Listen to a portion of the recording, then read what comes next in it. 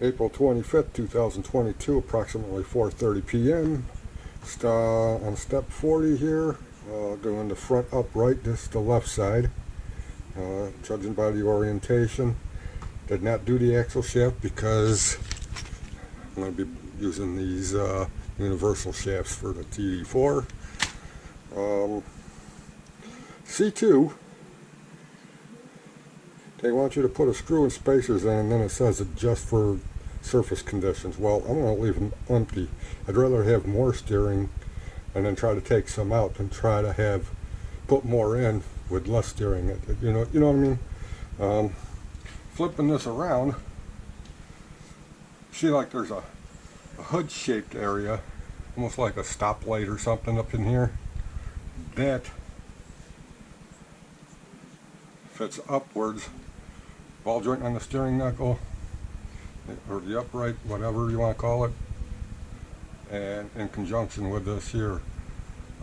You can't really screw it up if you look at the diagram, but just a heads up, keep that in mind, because both parts are the same, but I'm doing this one first before I do the other one, so I'll get back to you in a minute.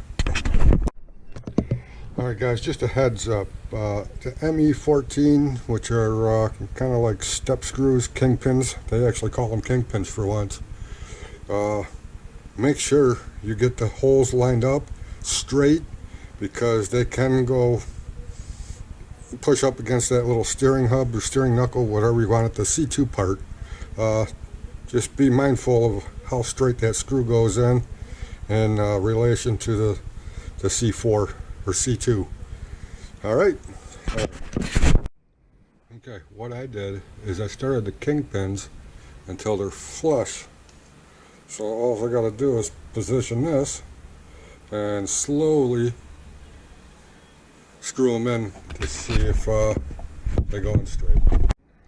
Alright, dudes and dudettes, getting on to this step, building the CVDs. I got or universals, I don't really call them CVDs.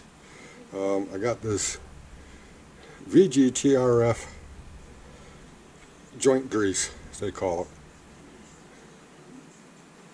So as you can see, I've used it before, and I'm going to be using it again. I'm going to get these assembled, and then I'm going to go on and finish up the front end before I do the rest of the radio gear, and I'll see you in a little bit. Alright guys, word on the shafts.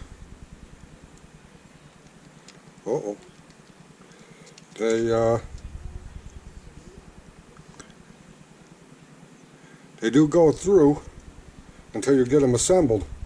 Once you get the assembly, the clips and stuff don't fit. So off with the C2 part, put your shaft in, then slide the C2 over the end of the shaft over to the universal.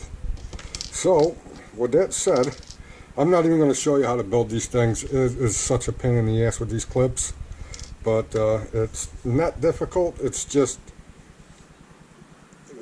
well, it can be difficult, but it's more time consuming than it's worth the actual show. So let me get this one done and I'll be right back. Alright guys, you know what, on second thought, I will show you how I do this. Make sure you have a paper towel or a rag or something to wipe your fingers off when you're done, because you will need it, because that stuff gets everywhere and it's sticky and it's greasy and it's all kinds of a hot mess. So just put a few little coats on there, a coat of grease on there or whatever. And what I'll do is I'll line up the hole, make sure that the hole's lined up in there. I don't know if you can see it. Now I'll run it through there, put a little grease on it, don't put a lot. Line up the shaft with the hole, put the little pin in it. May have to work it a little bit, because there we go, almost missed center, but I got it. And then this is going to be the right side, so with the opening of the clip facing you, it's down and forward. Oh, I got it upside down. Did you see that? See a little notch on the clip there where it's bent in. That faces down and in away from you while that gap is facing you. And then what I'm going to do is I'm just going to simply try to slide it over there, then work. Ouch. Helps to have a little screwdriver. And stab your finger at the same time. But let's work it around, and eventually it'll go on. I'm trying to keep it in frame, guys, and I'm trying to do this while it's not directly in front of me. And there it is. Alright, now that that's done, then you can slide it back into your steering hub, C-knuckle, whatever you want to call it. Slide that back over. Well, you know what? Let me show you what I was talking about first and foremost. It does not want to go through there. So that's why I said, if you're going to put them on, do it now. Slide that bearing back on. Slip that sucker back in there. And then you can put your kingpins back in. And that's all said and done.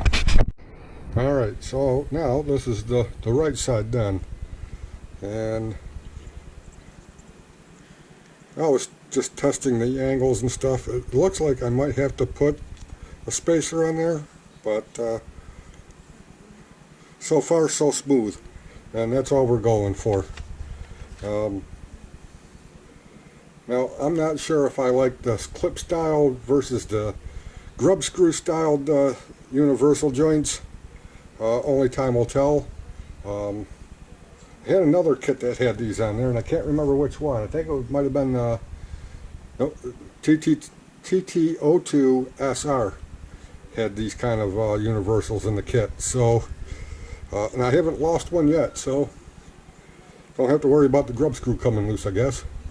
Alright, I'm going to finish up this front end, and then I'll be right back. Alright, guys. Oh, it's not working so good. Wheels and tires, fully assembled chassis. What I'm using is, these are dark impact wheels, and I'm using dual block tires in the C compound, which are a little stickier front and rear. Whoops. Those are the rears. Part number. Part number for the fronts. And where is the part number for those? Don't know. If you're interested in that setup, just Google dark impact wheels. They had white ones, they had pink ones, and they had black ones. They do have a couple of different other sizes. Oh, I forgot to mention that I have clamp-on wheel hexes. So clamp-on wheel hubs, titanium screws, slipper clutch, oil shocks. I think that's about all I changed. Well, whatever.